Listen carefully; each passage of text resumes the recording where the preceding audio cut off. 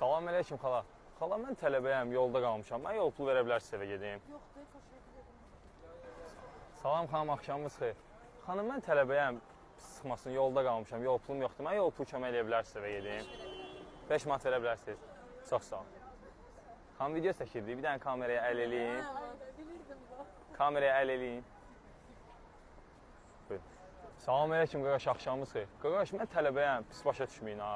Yolda qalmışam, mən yol pulu verə bilərsiniz gedim evə? Çox sağ ol qardaşım, cübbüzdə olsun. Qardaşım, video çəkirdik, bir dənə əl eləyin kameraya. Sizin kimi insanların olmağı bizdə əla edir. Bu da sənin pulun. TikTokda qardaşım, götür əzizim.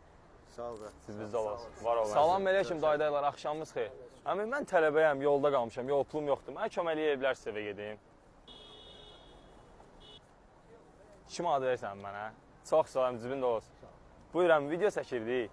Bir dənə kameraya əl eləyin. Sizin kimi insanların olmağı da bizə xoşdur. Buyurun, bu da sizin kimi atınız. Yox.